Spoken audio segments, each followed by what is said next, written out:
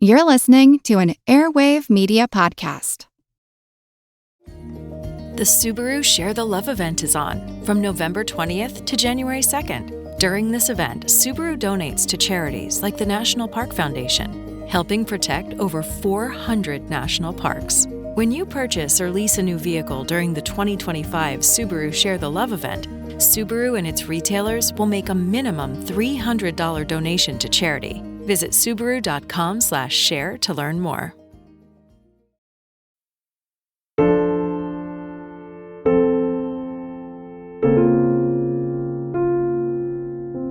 Every year during the holiday season, my thoughts are drawn to the Gospels of the Christian New Testament and their foundational telling of the life of Christ.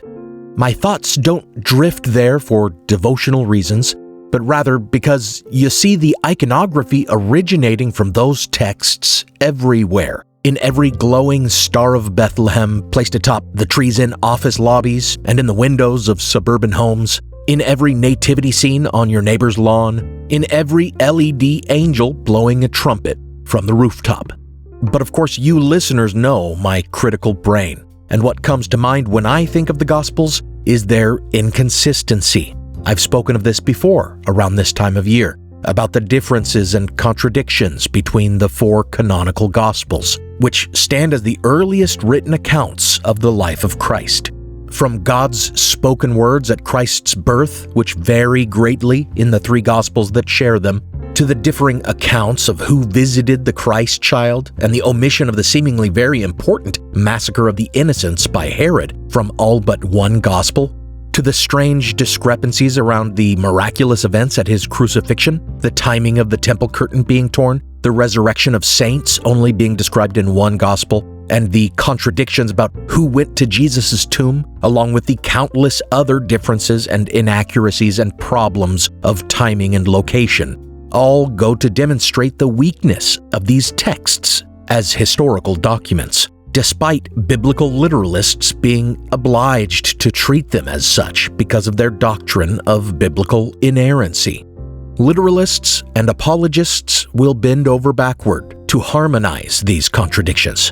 Case in point, in Matthew, Judas Iscariot gives the silver pieces to the temple and hangs himself in despair after betraying Jesus. But elsewhere in the Bible, in Acts, he uses the silver to buy a field and then dies from a headlong fall that causes him to burst open, spilling his innards onto that field, which came to be called the Field of Blood. Believers in the inerrancy of the Bible try to reconcile these points by pointing out that in Matthew, it afterwards says the priests of the temple, viewing the silver pieces as blood money, used it to buy a cemetery for burying strangers, a potter's field. So even if Judas didn't himself buy the field, as Acts states, it could be said that his money did go toward buying it, even though this is a whole lot of info for the author of Acts to omit.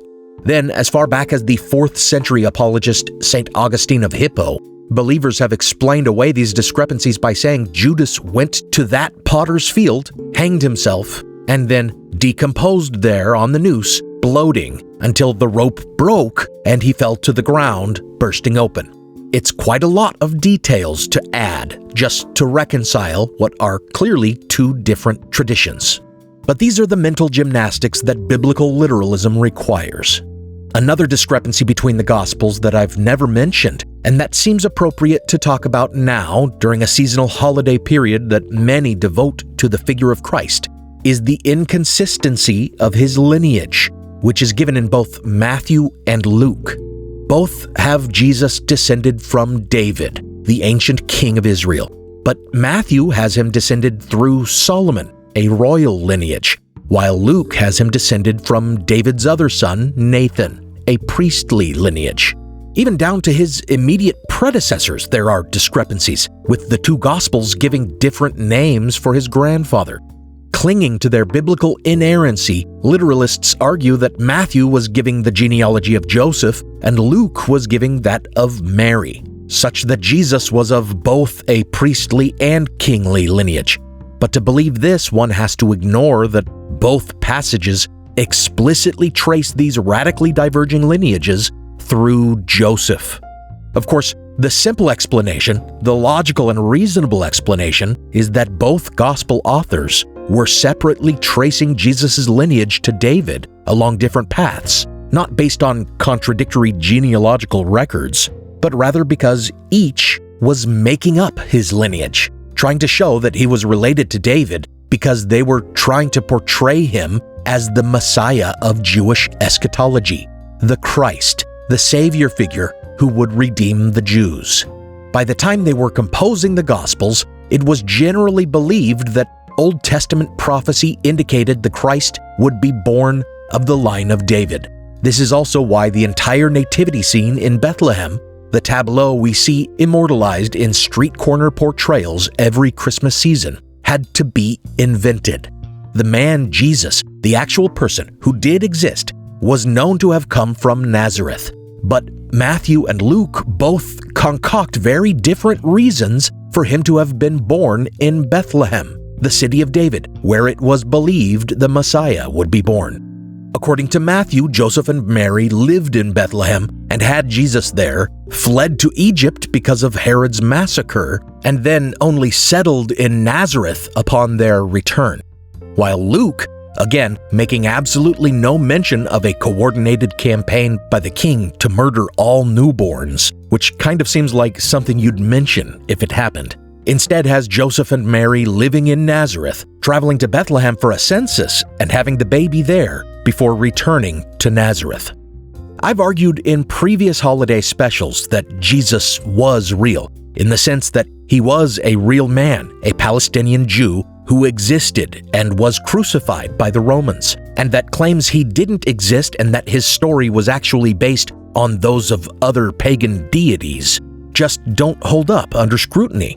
But that's not to say that the gospel authors didn't make things up, or even that they didn't incorporate elements of other traditions into his story as they crafted his myth.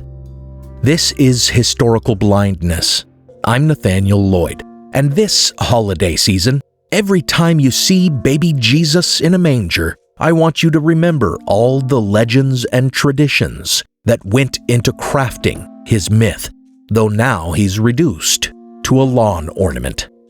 Thank you for listening to another very historically blind Xmas, the origins of the Christ.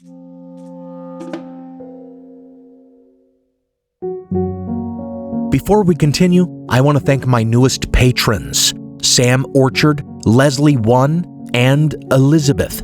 Thanks so much for your support. Patrons of the show get access to an exclusive RSS feed with ad-free versions of the show, early release of episodes, teasers, and exclusive minisodes between every main release, making this a weekly podcast for patrons on Patreon. If you hear minisodes and think they're little blurbs or insubstantial sound bites, think again. They're fully researched and produced episodes, anywhere from 10 to 15 minutes long, and they tie in with the main episode topics. And they even sometimes fill in the gaps and tell the rest of the story that my main episode didn't have time to tell. For example, after my episode on the Satanic Panic, I produced a lengthy supplemental episode all about further panics within the Satanic Panic, many related to media, like the backmasking panic and the panic over cartoons and toys, comparing them to other panics related to the consuming of media by young people throughout history. And while the podcast has been on hiatus, I have produced and released 2 further supersized exclusives, both on foundational myths of QAnon belief that arose out of the Satanic Panic, the stories of the Finders Cult and the Franklin Cover-Up. For listeners who are interested, I also sell these exclusive minisodes for just $3 a pop. So head over to patreon.com/historicalblindness and consider purchasing the occasional blind spot minisode that interests you, or supporting the podcast for as little as $1 a month. This will be the last full episode of the 2025 season. Expect the next episode to premiere the 2026 season within the first few weeks of January. Now, let's continue the episode. welcome to another very historically blind Xmas. When considering the lineage of Jesus Christ, another glaring problem presents itself. While it's made very clear in both Matthew and Luke that they are tracing his ancestry through his father, Joseph, both Gospels also make it exceedingly clear that Joseph is not his biological father.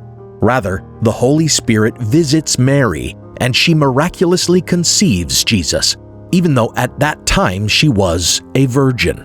Of course, this detail is meant to establish that Jesus was uniquely sinless, having not been born of sin, or rather, more specifically, being unique among humans in that he did not inherit the state of sinfulness transmitted down through the generations from Adam and Eve's original sin. So important would this idea of the purity of Christ's origins become in Catholic dogma that it came to be further argued that Mary herself had had an immaculate conception, being spared the stain of original sin through divine intervention. And many even accept the further doctrine of Mary's perpetual virginity, the notion that she remained virginal throughout her life, and that even the birth of Christ, quote, did not diminish his mother's virginal integrity, end quote, which seems to suggest a kind of miraculous birth that had no effect on her intact hymen, or that her hymen grew back afterward, or I don't know, that Jesus was the first C-section baby? Regardless, just like saying Jesus came from the line of David and saying he'd been born in Bethlehem were clear rhetorical choices intended to identify him as the Messiah, so too the virgin birth seems to have been a narrative strategy. Stories of divine births were common in the ancient Near East and the Greco-Roman world, and so too were stories of the divine pronouncements of these miraculous or special births. In the Gospels, this is called the Annunciation, when the Archangel Gabriel visits Mary and informs her she will bear the Son of God, who shall inherit, quote, the throne of his father David, end quote. The authors of Matthew and Luke were composing in a long biblical tradition here, hearkening back to Genesis, when an angel informs Hagar that she is pregnant and must call her son Ishmael, as well as when God himself promises that he will visit Abraham's aging wife Sarah and she will miraculously conceive a child, Isaac. Especially analogous is the Annunciation of Samson, when an angel appears to his mother and tells her that even though she is barren, she will conceive and bear a son who will deliver Israel from the Philistines. So we see a pattern in the Hebrew Bible of foundational figures and savior figures being divinely announced and miraculously conceived.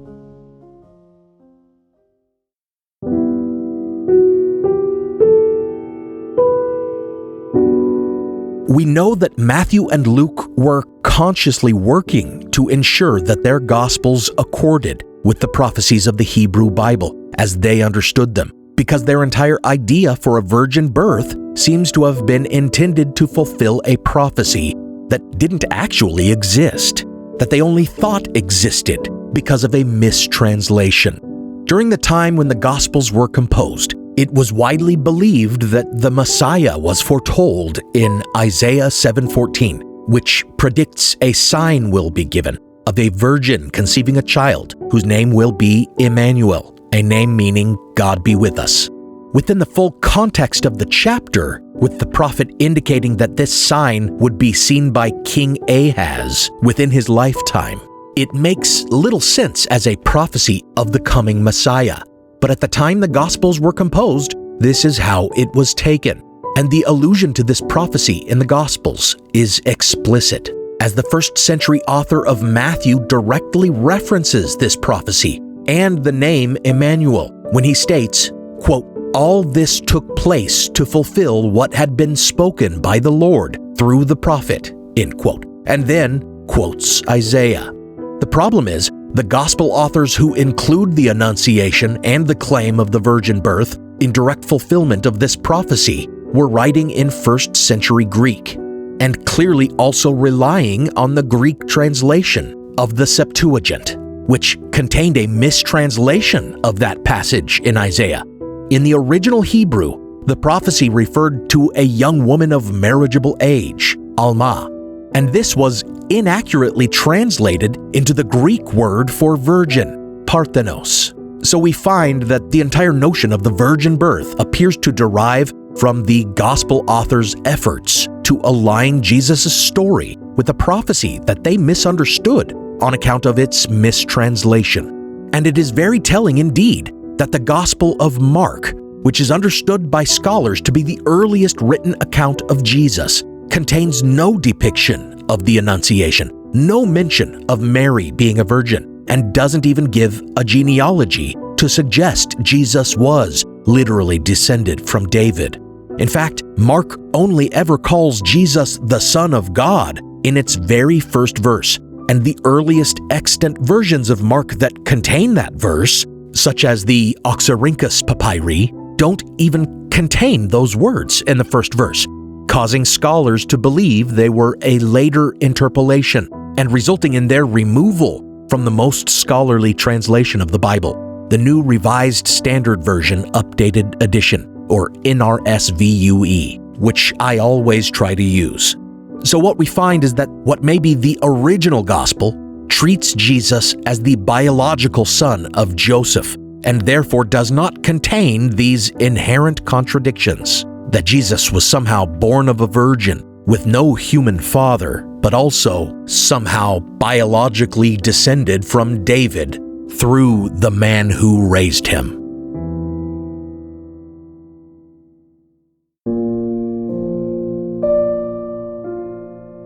Elsewhere in Mark, Jesus is referred to as the, quote, Son of Mary, end quote. And scholars have remarked how unusual it would have been at the time for a man to be referred to in such a way, not as the son of his father, but as the son of his mother, presuming that neither he nor his parents went around advertising the claim that he was the literal Son of God. It has been suggested that this appellation indicated Joseph's death, or even that it was some sort of an insult meant to suggest his illegitimacy, that it was generally understood that Joseph was not his father, and so suggested that Mary had been unfaithful. This notion, it turns out, has a long history, dating all the way back, at least, to the 2nd century and early Christianity. We know that the idea of a man other than Joseph fathering Jesus was a rumor circulating about 100 years after the composition of the Gospels, and probably earlier, since by that time it appeared in a text as an already prevalent claim. Circa 177 to 180 CE, Greek philosopher Celsus, in his detailed refutation of Christianity, shared the intriguing morsel that Jews of his day told the story that Mary had committed adultery with a Roman soldier named Pantera, or Panthera as it's given in Origen's reply to Celsus, which is the only form in which Celsus's work now exists, since it was afterward banned and is now lost. In the rabbinical exegeses of the Midrash, we more than once see Jesus referred to as Ben Pandera, or son of Pandera. And in the Talmud, it explicitly states that he was Ben Pantera because, quote, she had been false to her husband, end quote. And, quote, the lover was Pantera, end quote. This tradition in Jewish literature continued into the Middle Ages with the Toledot Yeshu, a satire of Jesus that presents him as the illegitimate son of a Roman soldier named Pantera. The typical answer to any suggestion that there may have been something to this rumor about Jesus' illegitimacy is that the name was likely a sporting pun in Greek, since Jesus was said to be the son of a virgin, and the Greek word for virgin was parthenos. They called him the son of Panthera instead, son of the panther, since that was thought to be a sensual and lustful animal. But Bible scholar James Tabor has made a strong case that this explanation of the whole rumor as a pun, which was first proposed in the 19th century by a German theologian, lacks evidence. The earliest Jewish texts that use the name Yeshua ben Pantera do so as if it is a regular name, without any hint of derision or double meaning, just as they might have called him Jesus, son of Joseph. Indeed, as Tabor and others have pointed out, Pantera may have been a family name, as it appears in the genealogy of Jesus provided by Luke. Moreover, Pantera was a rather common Roman surname, as is evidenced by the inscription on a certain monument to a Roman archer in Germany, identifying him as Tiberius Julius Abdes Pantera. The monument indicates that this Roman soldier, named Pantera, hailed from Sidon in Syria, only about 60 miles from Nazareth, which led to much speculation that this was the very tomb of Jesus' real father, or of Mary's rapist, as some other scholars have controversially suggested.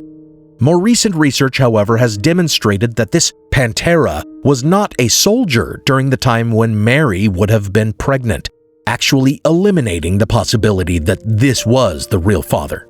What we're left with is little more than the mention by one very critical of Christianity of an unconfirmed defamatory rumor that may have just been a teasing pun or even a mere malapropism, an unintentional distortion of language, spawning a millennia-long false narrative about Jesus, much like the mistranslation that led Jesus' mythologizers to claim he was the literal Son of God, rather than the Son of Man, a phrase he used to describe himself, which phrase itself represents a conscious effort by the Gospel authors to tie him to a prophecy in the book of Daniel, but which essentially just means a human being.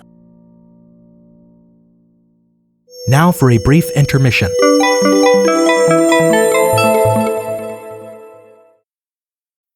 Here's my 30-second story with Guinness. As soon as my sister and I get home for the holidays, we don't even unpack. We head straight to our pub. The bartender already knows our order, Guinness and fries. We laugh all night, catch up with old friends, and walk home with faces sore from smiling. It's one of my favorite nights of the year. That was my 30-second story with Guinness. Guinness Draft Stout. Please enjoy responsibly. Imported by Diageo Beer Company, USA, New York, New York.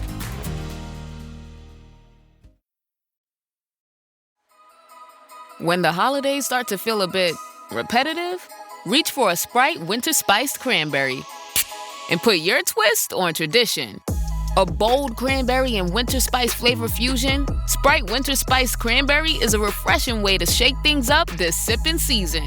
And only for a limited time. Sprite. Obey your thirst. In Walmart Sue Newville, time was ticking away. Only a few nights left till the big holiday. But last-minute gifters had no need to worry. Walmart Express Delivery got their gifts in a hurry. From Nintendo to Nespresso and Lego flowers, they could check off their lists in as fast as an hour. All of who Newville, East, West, South, and North could order gifts up until 5 p.m. on December 24th. So this holiday, just do as the Who's do. With gift delivery this fast, they all gasped. From Walmart? Who knew? Subject to availability, terms and fees apply. The McDonald's Snack Wrap is back. You brought it back. Ranch Snack Wrap. Spicy Snack Wrap. You broke the internet. For a snack. Snack Wrap is back. Ba-da-ba-ba-ba. Now, back to the show.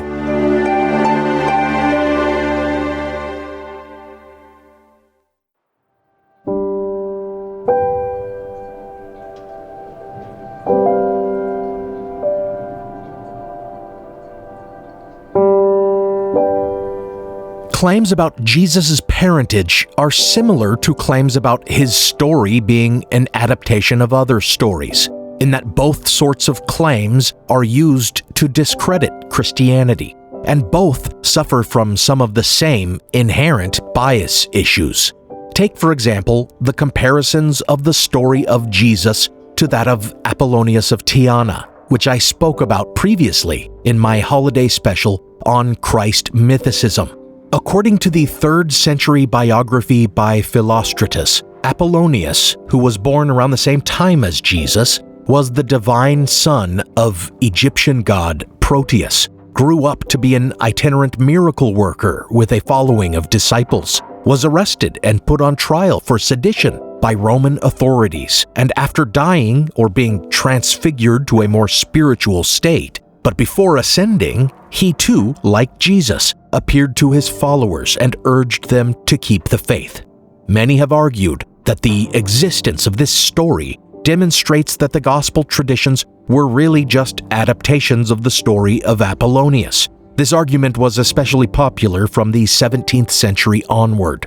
As I have argued before, though, since Philostratus was writing after the Gospels appeared, and since Philostratus referred to both fictional sources and pseudepigraphal works as if they were genuine, there are even more reliability issues with the life of Apollonius of Tyana than with the Gospels, and it's far more likely he was modeling his story on theirs than that the Gospel authors were modeling their story on that of Apollonius. But the bigger issue, the more glaring one, is that attempting to discredit the story of Jesus Christ by its comparison to the story of Apollonius of Tyana is an old rhetorical strategy that has been used in anti-Christian polemic going back to the 3rd and 4th centuries, when Porphyry of Tyre and Socianus Hierocles both used the clearly fictionalized story of Apollonius to claim Jesus wasn't so special because, look, pagans had their own Christ-like miracle worker.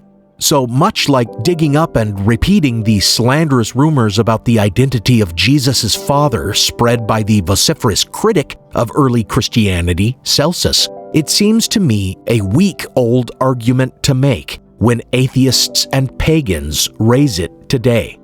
That's not to say, however, that there is not a legitimate claim to be made about the authors of the Gospels relying on other traditions and sculpting their narratives to reflect other stories. We've already seen how the Gospels were designed to adhere to prophecy, even when it was misunderstood or mistranslated, and we've seen that they shaped the story of Jesus using common tropes, such that the story of the Annunciation aligns with those of Isaac, Ishmael, and Samson. There are plenty of further examples of this sort of reuse of literary devices and cribbing from earlier traditions.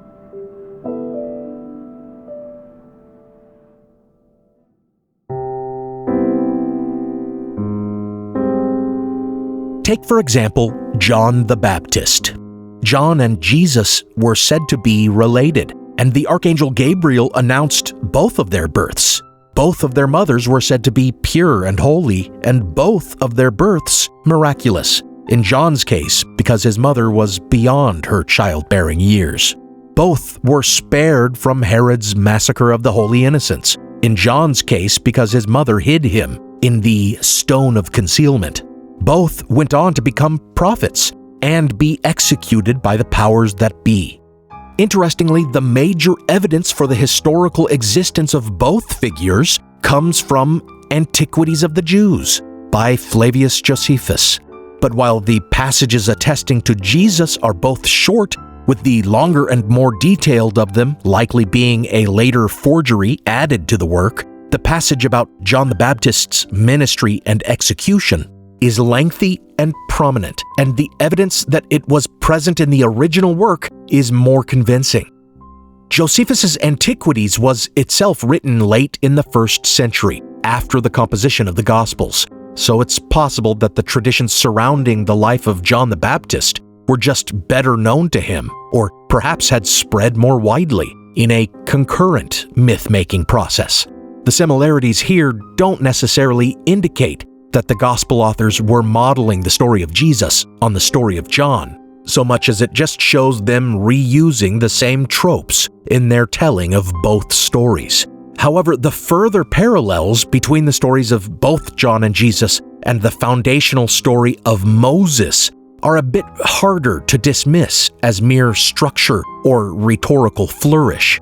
The lineage of Moses, too, was said to trace back to a patriarch, and he too was born at a time when a king, or in his case a pharaoh, had given the order that all male Israelite newborns be killed.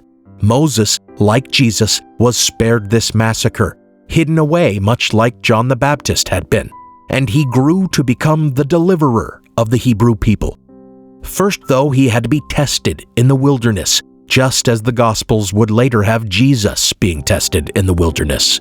And just as Moses delivers the law on Mount Sinai, Jesus delivers his core teachings on the Sermon on the Mount, and both miraculously fed multitudes, Moses with manna from heaven and Jesus with his conjured loaves and fishes. The literary device of presenting Jesus as a new Moses, as a new deliverer of the people, is made quite explicit at the Transfiguration, when the Gospel authors have Moses appear and essentially legitimize Jesus as the new deliverer.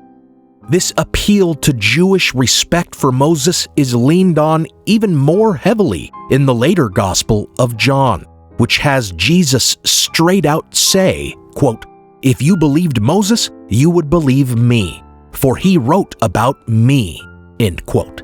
So it's clear that while the authors of the Gospels were likely not transposing the story of Apollonius of Tyana onto Jesus Christ, they very clearly were borrowing from existing stories in developing his myth.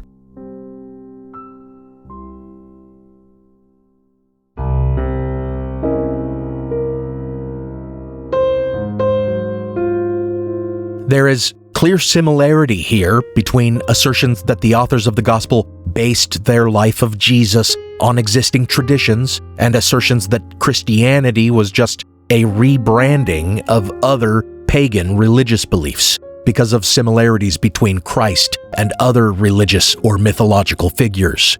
I've spoken of these claims exhaustively in previous holiday specials, and I don't intend to rehash it here except in broad strokes. Essentially, the claims that you see trotted out around the holidays about Jesus being nothing more than a reskinning of the Egyptian god Osiris, the Mesopotamian god Tammuz, the Greek god Adonis, or the Phrygian god Attis, or whatever other dying and rising gods might be said to have innumerable similarities, are all embellished with cherry-picked details, misrepresentations, and outright falsehoods. No serious scholar today takes any of those comparative mythology claims seriously. Likewise, the claims about the similarity between Christianity, Mithraism, and the Roman Sol Invictus cult suffer from many of the same inaccuracies and misunderstandings. The likeliest explanation of any genuine crossover between these religions is that just as early Christianity may have adopted some aspects of Mithraic traditions, Mithraism, and by extension the Sol Invictus mystery cult, may just as well have incorporated aspects of Christianity. That is, after all, how syncretism works. But what's very interesting, and even rather funny, is the way early Christian apologists acknowledged similarities between different competing beliefs, but responded in contradictory ways. Tertullian and Justin Martyr, for example, both pointed out that Mithraic rituals held some similarity to Christian sacraments like baptism and the Eucharist. Their understanding of the Mithraic rites themselves has been called into question, but they were clearly acknowledging the similarity in order to argue against the persecution of Christians and in hopes of converting pagans. Tertullian, however, elsewhere suggested that such similarities were the work of demons, intentional counterfeits put in place often before Christianity existed in order to preemptively discredit it.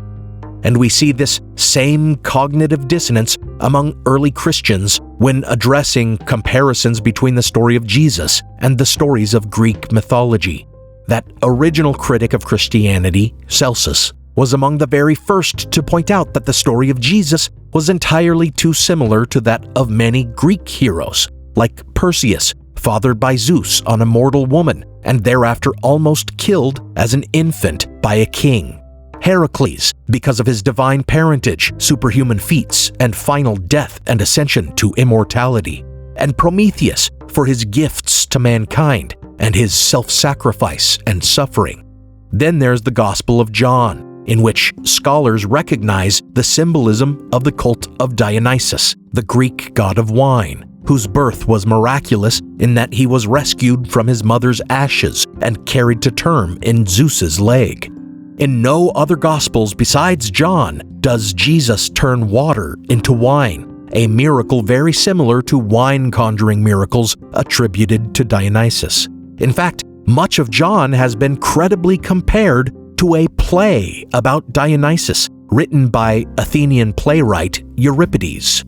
The early church apologists themselves could not resist some of these mythological parallels, as comparisons between Jesus and the divine healer and miracle worker Asclepius were so appealing that Justin Martyr himself drew the parallels, suggesting pagans ought to have no trouble converting since they already believed in so similar a figure.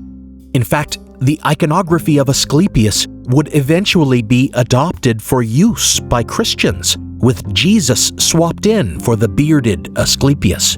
And this may actually be the origin for images of a bearded Christ.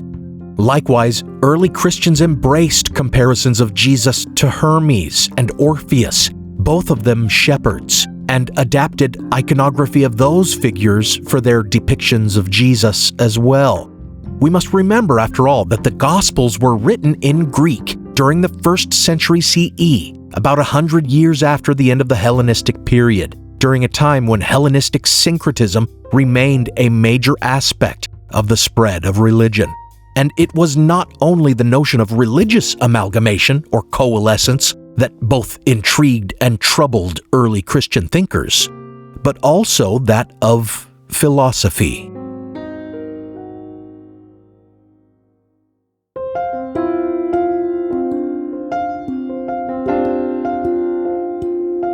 We can see clear parallels and overlaps between ideas originating from Greek philosophy and foundational concepts of Christianity as presented in the Gospels, and early Christian apologists struggled to deal with this.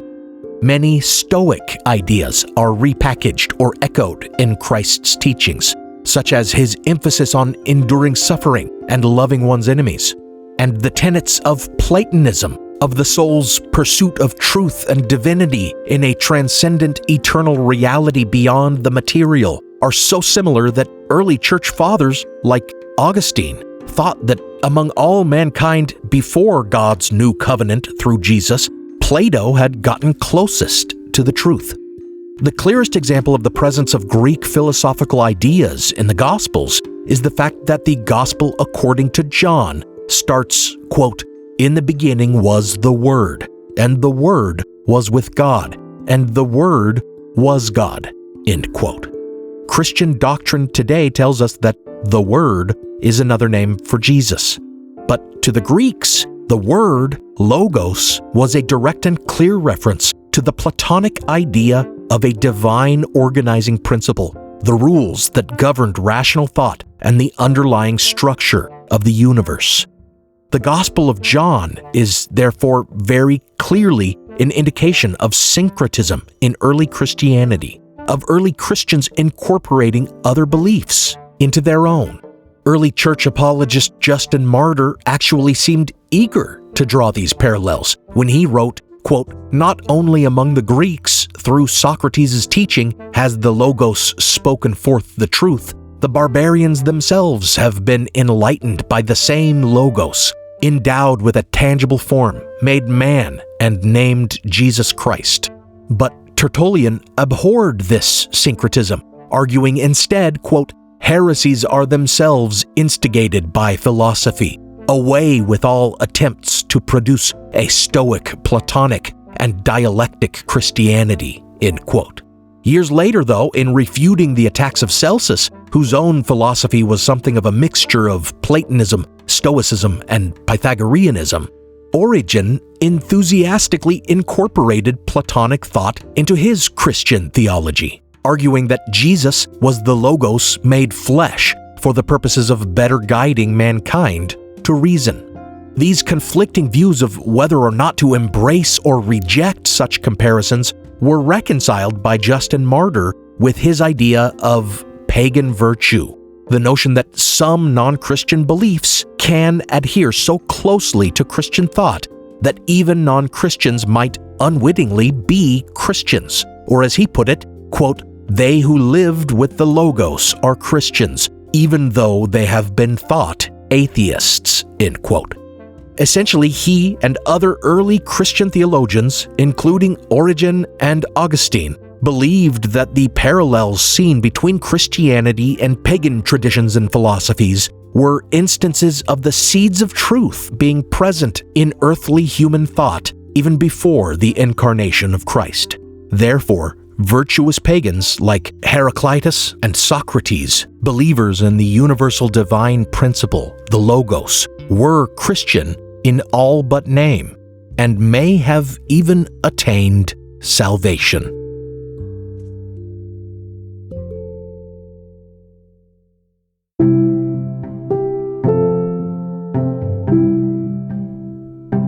As can be seen, in the early days of Christianity, it was no heresy to acknowledge the clear parallels between pagan beliefs and Christianity, because perhaps they had been orchestrated by God as a way to save those who lived before the time of Christ.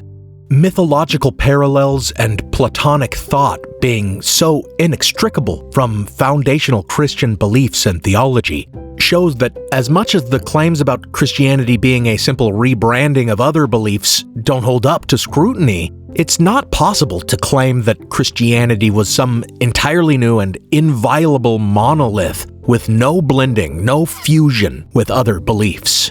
And it's clear that from the very beginning, many church fathers were not so rigid in their beliefs as to refuse to acknowledge such similarities with existing traditions, or to believe that the Gospels and the rest of the Scriptures must be read as inerrant literal history books. In fact, one of the principal criticisms of Celsus was that Christians interpreted their scriptures allegorically as a way to excuse the contents of some passages. And Origen, in refuting Celsus, defends the allegorical interpretation of the Bible, pointing out Celsus's hypocrisy, since pagan works of mythology like Homer's epics were also interpreted as allegory. Another major early Christian theologian, Clement of Alexandria, also explicitly favored a symbolic interpretation of Scripture as allegory or parable. And Tertullian, who rejected the incorporation of pagan traditions but acknowledged the similarities when it served his purposes, was likewise suspicious of allegorical interpretation as a tool of heretics, but acknowledged allegorical interpretations when they suited his purposes. So we see that even among the earliest of Christian thinkers, it was no heresy to suggest that the story of Christ, the foundational myth of Christianity, contained elements of other traditions and was influenced by pagan belief. Only among modern fundamentalists who subscribe to the doctrine of biblical literalism and inerrancy does this become an issue. If the Gospels can be viewed, as they always previously were, as works of literature full of symbolism and allegory, and not as the exact accounting of facts as conveyed by God Himself, then the fact that they bring in ideas and tropes from other schools of thought and belief systems and may have fictionalized the central character's parentage and lineage does not diminish their message or the importance of the story of Jesus to so many. In fact, since the doctrines of biblical literalism and inerrancy came along so long after the establishment of the faith, are so at odds with previous interpretations of the Scripture, and have caused so much harm to the Christian faith, its believers, and the world at large, I would humbly suggest that these doctrines should be considered heresies. And the character of Jesus, so transformed from the reality of his origins by myth-making and dogmatism, should be considered no more real than Santa Claus.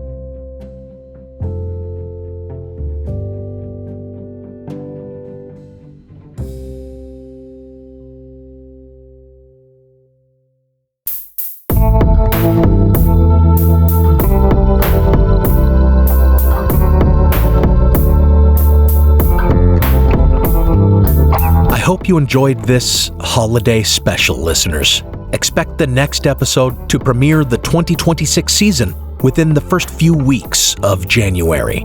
As always, special thanks go out to my partner patrons: Diane Lane, Joe Escott, Devlin Hoff, Lisa, Prickly Pear, Fred R. Grotice, Robin Naggett, Don Mundus, Eunice Allen Bradley, Juliet O'Connor, Jonathan Williams, Joshua Luddington, Christine LeBlanc, Lonnie C., Kaylee, Ama, Christopher L. Burton, Benny Slater, Jocelyn Clausen, Lindsay McAllister, Brian, Jamie Nielsen, Martin Robusto, and Josh Haberman. I hope to catch up on some patron fulfillment and send copies of my book to higher tier patrons who haven't received it soon. I need to order new copies first, and once I get those, I'll need to find the time to sign them and package them and take them to the post office. I hope I'm not too far behind in that. I'll reach out to patrons who haven't received those soon. This podcast is part of the Airwave Media Podcast Network. Visit airwavemedia.com to listen and subscribe to their other fine shows, like The Constant and Who Did What Now. Some music on this episode was licensed through a Blue Dot Sessions blanket license at the time of the episode's publication. Additional music is by Kai Engel and by Kevin MacLeod, licensed under a Creative Commons Attribution license. Check out the show notes for a list of the tracks used. You can support the show by pledging on Patreon or by making a one-time donation on PayPal. Find those links in the show notes, or find me on Venmo at Historical Blindness. Until next year, remember, Christ was a real historical person, as I have argued, and as scholarly consensus tells us. But that doesn't make his Gospels history books. At best, they should be read as historical fiction.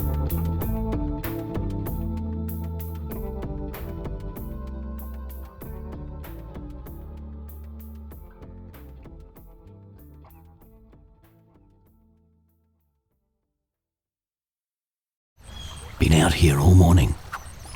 Not a single bite. Guess the fish finally figured it out. Just like hackers do when Cisco Duo's on guard. With Duo's end-to-end phishing resistance, every login, every device, every user stays protected. No hooks, no catches, no bites. Cisco Duo. Phishing season is over. Learn more at duo.com. This episode is brought to you by Marqeta. When it comes to your payments provider, you can't afford to compromise. Marqeta's modern payment solutions flex with your business without the trade-offs. Stable and agile, secure and innovative, scalable and configurable. If they say you can't have it all, don't believe them. Your business demands more. Choose a payments provider that delivers more. Choose Marqeta. Visit marqeta.com/Spotify to learn more.